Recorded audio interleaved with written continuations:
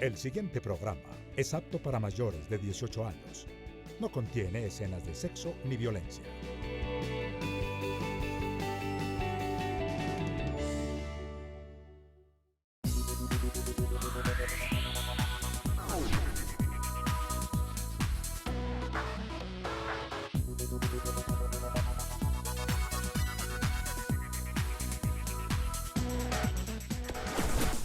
Diálogo Mayor, análisis, debate y opinión.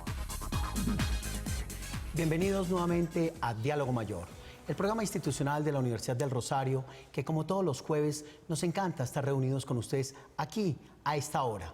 Aquí hablamos de temas de ciencia, salud, deportes, de todos los temas que nos interesan a los colombianos. En esta emisión tendremos un tema de suma importancia para el país, un tema que ha sido parcialmente olvidado por tantas noticias. Se trata del conflicto limítrofe que sostiene Colombia actualmente con Nicaragua. Todos sabemos que es un conflicto que lleva un proceso en la historia y que este fallo de la Corte Constitucional de Justicia ratifica la soberanía de Colombia sobre el archipiélago de San Andrés y Providencia, pero al mismo tiempo, por supuesto, le ordena ceder al país nuestro territorio a Centroamérica, territorio vital que por supuesto nos preocupa. Sin embargo, este año el gobierno de Daniel Ortega se pronunció con una nueva reclamación que abre la polémica sobre qué hacer con el caso de Nicaragua. Para este tema tan importante, esta noche hemos traído dos expertos internacionalistas que nos acompañan en Diálogo Mayor, fundamentalmente para que de una manera amable, pedagógica, pero rigurosa, nos cuenten la situación Colombia-Nicaragua. Tenemos, por supuesto, al profesor Ricardo Abello. Bienvenido al programa de Diálogo Mayor, profesor. Muchas gracias por la invitación. Nos encanta. El profesor Ricardo es docente, investigador de la Facultad de Jurisprudencia de la Universidad del Rosario y experto en Derecho Internacional. Y también tenemos, por supuesto, al doctor Jorge Uribe. Ha sido abogado, experto internacionalista, también con varias universidades y en varios momentos y en varios procesos de gobierno ha estado dedicado a temas de diplomacia, de fina diplomacia. Bienvenido. Muchísimas gracias, un placer estar con ustedes. Bueno, pues muy bien, con ellos trataremos este tema y por supuesto la pregunta más clara, más didáctica que se nos ocurre desde Diálogo Mayor, estimado profesor, es ¿cuándo aparece el conflicto? ¿En qué momento el conflicto empieza a ser un problema tan serio para Colombia? Esa es una excelente pregunta y es muy difícil de contestar en la medida en que históricamente ha sido un territorio en el que hay una enfrentamiento entre españoles e ingleses, después España logra sacar a los ingleses, viene la independencia de Costa Rica. No debemos olvidar que la Gran Colombia, la Nueva Granada, llegaba hasta el Cabo Gracias a Dios, que es hoy la frontera entre Nicaragua y Honduras. En ese sentido, todo ese territorio venía siendo administrado desde acá. Es por esta razón que cuando llega la independencia de Costa Rica, perdemos la llegada a la costa mosquitia nicaragüense, hoy nicaragüense, y solamente hay llegada por mar. Ahí hay un primer momento en el que Nicaragua empieza a ocupar de facto las islas de Mangle Grande y de Mangle Chico, y en 1894 empieza a ocupar también lo que es toda la costa mosquitia. Ese es un primer momento. Después viene el segundo momento, o ya tercer momento, porque teníamos antes a 1803, en el que Estados Unidos empieza a tener una injerencia bastante grande en Centroamérica y en todo lo del Caribe. Viene todas las políticas de Estados Unidos con relación a el guano y la explotación del guano en todas las islas, islotes, cayos en el Caribe, donde además había una ley que establecía que todo ciudadano norteamericano que hiciera una explotación de guano en el Caribe, ese territorio automáticamente sería de los Estados Unidos. Entonces, bajo esa circunstancia, llegamos al Tratado de Esguerra-Bárcenas, que lo que busca es tratar de defender de toda esa situación, de toda esa coyuntura, a las islas de San Andrés, Providencia, Santa Catalina, y como dice el tratado, demás islas, islotes y cayos. Posteriormente viene un momento clave que es el año 2000, cuando en absoluto secreto, en el gobierno del presidente Andrés Pastrana, la Cancillería logró que Honduras, en secreto, ratificara el Tratado Ramírez López, que no había querido ratificar, y que Honduras tenía un acuerdo con Nicaragua para que no se ratificara ese tratado, que era el que establecía el paralelo 15 como frontera marítima entre Colombia y Honduras. En ese momento, Nicaragua ya no podía frenar la ratificación de ese tratado del Ramírez López, y en consecuencia lo que hizo fue demandar a Honduras ante la Corte Internacional de Justicia y demandar a Colombia posteriormente también ante la Corte Internacional de Justicia. Ahí llegamos al año 2001. Perfecto. Después de comerciales veremos qué pasa desde el año 2001, desde noviembre del año 2001 a la fecha. ¿Qué ha pasado con este tratado y con esta diferencia limítrofe? Lo que está claro es que nunca el territorio fue directamente de Nicaragua, fue una orden, por supuesto, del rey en su momento, en 1800, en donde se determina que estas tierras y estos límites entre los dos países empiezan a determinarse claramente. Vamos a un corte de comerciales y continuamos hablando con el profesor Uribe sobre las estrategias diplomáticas y por supuesto con usted, profesor, para que nos aclare qué pasa desde el año 2000 a la fecha. Ya regresamos.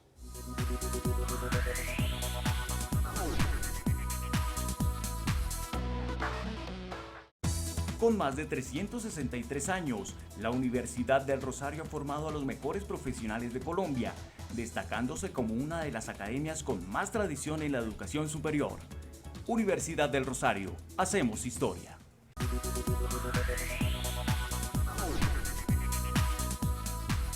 Regresamos a Diálogo Mayor para seguir hablando de este histórico conflicto que tiene Colombia con Nicaragua en lo que respecta fundamentalmente a sus límites marítimos y soberanía territorial. Esto es un tema muy complejo, pero por supuesto muy interesante. Veamos entonces qué nos dice Carlos Gustavo Arrieta. Él es el agente de Colombia ante la Corte Internacional de Justicia. Sus declaraciones son fundamentales para Diálogo Mayor. Veamos. Yo creo que hay que buscar una posición que deje tranquilos a los dos países, que los satisfaga. Yo creo que la decisión del año 2012 de la Corte, a mi juicio, fue una decisión que no respetó muchos de los precedentes y que cometió un error que a mi juicio fue grave, en la medida que desvertebró o desarticuló el archipiélago de San Andrés y Providencia, al establecer lo que se llama unos enclaves, ¿no? Al hacer eso, rompió la continuidad del archipiélago. Eso me parece que fue un error garrafal de la Corte, que no reconoció digamos, los argumentos y los antecedentes históricos y que desvertebró de alguna manera lo que es un territorio racial de una comunidad. Yo creo que Colombia tiene todo el derecho a seguir insistiendo en su archipiélago, no solamente las islas, sino las aguas alrededor del archipiélago. Esas tienen que ser colombianas porque lo han sido históricamente, porque son parte de una historia y son parte de una comunidad. Yo particularmente creo que se podía transar por algunas, en otras áreas más lejanas del archipiélago, pero son decisiones políticas.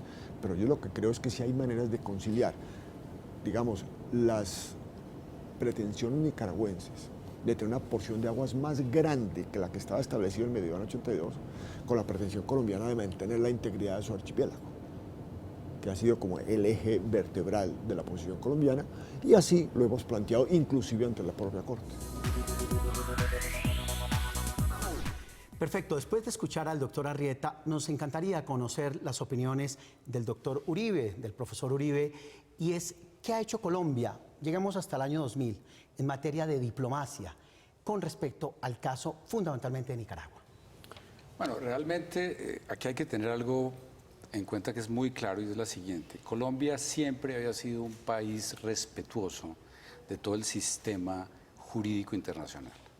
Y por lo tanto, la posición de diplomacia que Colombia toma frente a este problema o este diferendo fue tomar el cauce de las vías jurídicas internacionales y por supuesto, como lo mencionaba el profesor Abello, ya estando en el Pacto de Bogotá, lo que encuentra Colombia es irse a la Corte Internacional de Justicia, nombra una serie de defensores con las más altísimas credenciales, no solamente jurídicas, sino diplomáticas, para manejar un tema que estaba circunscrito exclusivamente a una discusión jurídica internacional en esa jurisdicción, llamémoslo así, esa jurisdicción internacional. Sin embargo, no hubo un manejo a nivel interno en el país simplemente había un sentimiento nacional de que eso que estaba pasando con Nicaragua era un diferendo que podía ser resuelto internacionalmente, pero que no iba a tener ningún tipo de consecuencias desde el punto de vista territorial y que Colombia iba a salir adelante. El gran campanazo, por supuesto, fue la decisión de la Corte Internacional de Justicia, que obviamente nos fue contraria, y que entendimos que no solamente teníamos que movernos en el plano jurídico internacional, sino que Colombia tendría que entrar a jugar en términos de diplomacia y utilizar todas las herramientas de la diplomacia colombiana al servicio de unos intereses que había que proteger, no solamente por las implicaciones que tenía esto desde el punto de vista internacional, sino por el sentimiento nacional que estaba generando a nivel colombiano el hecho de la decisión en el año 2007. Profesor Uribe, ¿qué hicimos mal para que no nos salieran las cosas como esperábamos en Colombia? Bueno, hicimos las cosas bien desde el punto de vista jurídico y yo creo que ahí no hay que culpar en cierta forma a nuestros ex cancilleres que participaron en ese proceso, Guillermo Fernández de Soto y el coronel Julio Londoño. Lo que yo pienso que hicimos mal, si se puede permitir desde el punto de vista de la academia, es que no jugamos las dos cartas jurídicas y políticas en el contexto internacional para salir adelante, que sí lo estaba haciendo en Nicaragua. Es muy probable, y creo que ya hay unos elementos muy claros cuando uno lee en detalle por ejemplo, los salvamentos de voto de la juez china, de que sí había unos elementos de juego político que a mi modo de ver se vuelven a ver mucho más claros en esta nueva reclamación de Nicaragua frente al caso colombiano. Entonces, ¿qué es lo que yo pienso que hicimos mal? No entendernos como país en un contexto diplomático internacional fuerte, donde la política internacional a veces va por un camino diferente a los caminos de la justicia o de la vía jurídica internacional. Perfecto, interesante, ya volveremos. Profesor Abello, habíamos quedado en el año 2000. Es muy pertinente su introducción porque pone en contexto a nuestros televidentes. Del año 2000 exactamente a la fecha, ¿cómo va el proceso? ¿Qué ha pasado? Bueno, varias cosas. En el año 2001, el 6 de diciembre del año 2001, Nicaragua presenta la demanda contra Colombia. Ya había presentado la demanda contra Honduras. Hasta el año 2003, cuando se habían cuadrado las fechas que debían tenerse en cuenta para entregar la memoria y la contramemoria, es decir, los documentos que sustentan toda la posición jurídica de cada uno de los estados, Colombia tuvo la oportunidad de presentar excepciones preliminares, es decir, de poner en duda la competencia de la Corte, porque no podemos olvidar que Colombia es Estado parte de la Corte por ser parte de la Carta de las Naciones Unidas, de la Carta de San Francisco. Entonces, aquellos que dicen que nos tenemos que retirar de la Corte, lo que hay que hacer es retirarnos de Naciones Unidas, porque van de la mano los dos. Una cosa es la competencia y otra cosa es ser parte. Entonces, Colombia objetó la competencia de la Corte, entre otras por considerar que ya había se había resuelto el conflicto con Nicaragua con anterioridad a 1948, que era una de las bases de competencia presentada por Nicaragua, que era el famoso Pacto de Bogotá. Nicaragua por eso solicitaba la nulidad del tratado. Y lo que dice la Corte con relación a en un juego entre el artículo 31 y el artículo 6 del Pacto de Bogotá es que el tratado Esguerra-Bárcenas es un tratado válido para 1948. Es decir, que una parte del conflicto había quedado excluida del proceso. ¿Qué parte del conflicto? Lo que dice el Tratado Esguerra-Bárcenas. Y el Tratado Esguerra-Bárcenas decía San Andrés, Providencia, Santa Catalina y demás islas, islotes y cayos, pero no les puso el nombre. En consecuencia, la Corte tenía que hacer un análisis de cuáles eran esas porciones de tierra que estaban al este del meridiano 82 para poder determinar cuáles eran de Colombia y cuáles no. Vamos a esperar qué pasa con este diferendo limítrofe. No es fácil resolverlo y sobre todo no es muy sencillo entenderlo. Pero esto es parte del ejercicio de la academia con la sociedad, de la sociedad con la academia. Vamos a un corte de comerciales y ya regresamos.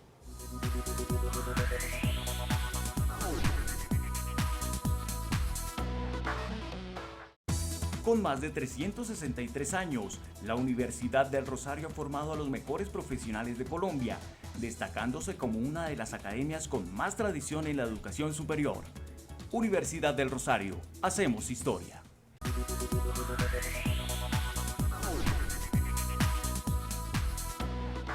Gracias por continuar con nosotros en Diálogo Mayor.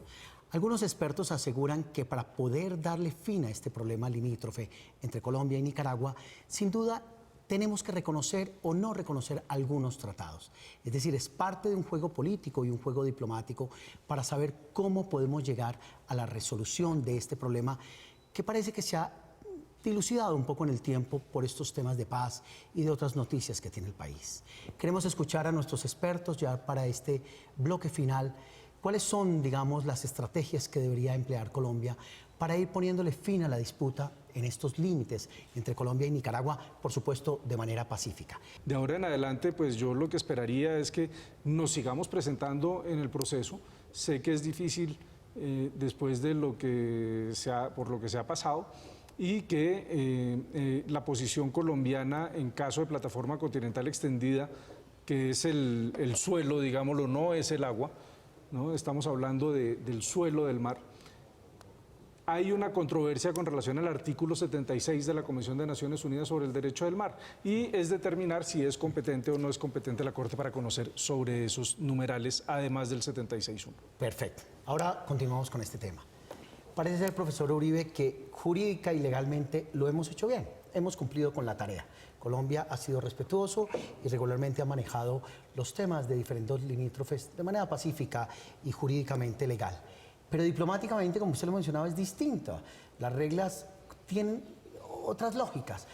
¿Qué deberíamos hacer diplomáticamente?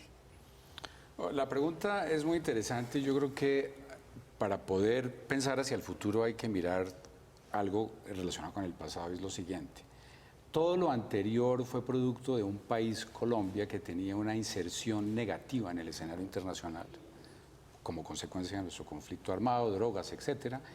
Por lo tanto, la vía judicial internacional pareciera ser y haber sido la más lógica.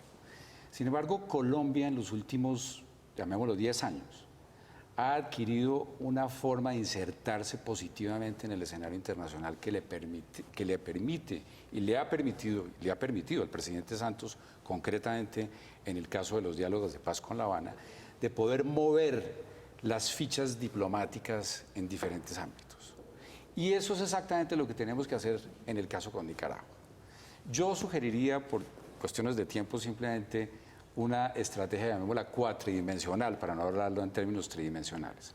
Primero, por supuesto, seguir la vía jurídica internacional para que no seamos un país que no está cumpliendo con sus obligaciones que se desprenden, por supuesto, de ser un país actuante en el escenario internacional de las Naciones Unidas. Y allá, aparentemente, la tarea se está haciendo bien.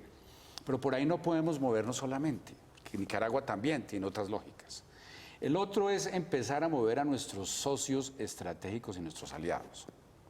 Y se han comportado de esa manera. Si usted mira qué países nos apoyaron o qué jueces nos apoyaron en la decisión ahora del 17 de marzo, los aliados más claves de Colombia, Estados Unidos y Europa, estaban ahí presentes, esos jueces, del lado de Colombia. Creo que el doctor Abello más o menos conoce eso. Entonces hay que moverlos en el plano internacional para que nos empiecen a apoyar y a ambientar, e inclusive haciéndole cierta presión diplomática a nuestros amigos de Nicaragua, los que queremos muchísimo. Tercero, jugarle a la diplomacia comercial. No me cabe la menor duda que la visita que hizo el presidente Santos a el Triángulo del Norte la semana pasada o antepasada, no sé, es una muestra de que estamos empezando a mover la presencia colombiana en Centroamérica a partir de la presencia comercial. Para nadie es un misterio que ya la inversión extranjera directa colombiana en Centroamérica, en nuestros países que están en el Triángulo del Norte, son importantes, y si se me permite un término que no está dentro de la ortodoxa académica, podemos invadir a Nicaragua desde el punto de vista comercial. O sea, inversión extranjera directa en Nicaragua, que Nicaragua la necesita. Y yo no creo que Nicaragua vaya a cerrar las puertas comerciales sobre las cuales Colombia y Nicaragua podrían empezar a trabajar. Además, Colombia tiene ese bargaining power, para poder negociar un tipo de acuerdo comercial que beneficie a Colombia y, por supuesto, a Nicaragua.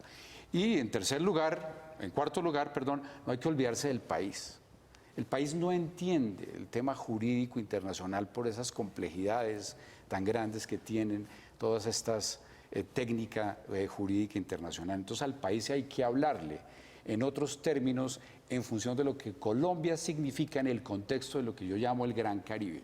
Y en el Gran Caribe no solamente está Colombia, sino está Nicaragua, el país se está moviendo en ese entorno, tenemos un gran desarrollo en nuestros puertos más importantes. Barranquilla para mí es una de las grandes capitales que se está perfilando del Caribe y allí hay una dinámica comercial que en el mediano y en el largo plazo va a tener que llevar a Nicaragua a moverse en ese sentido. Perfecto. Muy bien. En los últimos segundos, profesor, Colombia debe acatar estos últimos fallos de la Corte Internacional de Justicia, muy brevemente. Yo creo que es indispensable aceptar las decisiones de la Corte Internacional de Justicia. No hacerlo conllevaría a que haya unas retaliaciones, por llamarlo de alguna forma, en los escenarios menos evidentes. Por ejemplo, ¿qué va a pasar ahora con las demandas que se acaban de presentar ante el CIADI en Washington?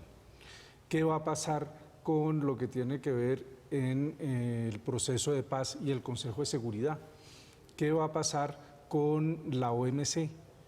Colombia no puede presentarse como un Estado que solamente acepta las decisiones judiciales que le son favorables. Uno, en las reglas del juego y en las reglas jurídicas, uno va a aceptar la decisión de un tercero imparcial y en ese sentido creo yo que Colombia debe aceptar estas decisiones. Eso sí, hay ciertas decisiones que deben llegarse a acuerdos para poder aplicarlas de forma plena y eso es lo que debemos hacer y creo que en ese sentido todo el tema comercial y los acuerdos con Nicaragua son necesarios. Perfecto, interesantes conclusiones. Un país que necesita promover un diálogo mayor con Nicaragua, sin duda. Eso significa, por nuestros expertos, un país que sigue siendo realmente claro, directo y concreto en sus planteamientos jurídicos y legales, un país que acepta y acata las decisiones de la Corte Internacional, pero un país que también, sin inocencia, define y maneja otras estrategias de apoyo y trabajo.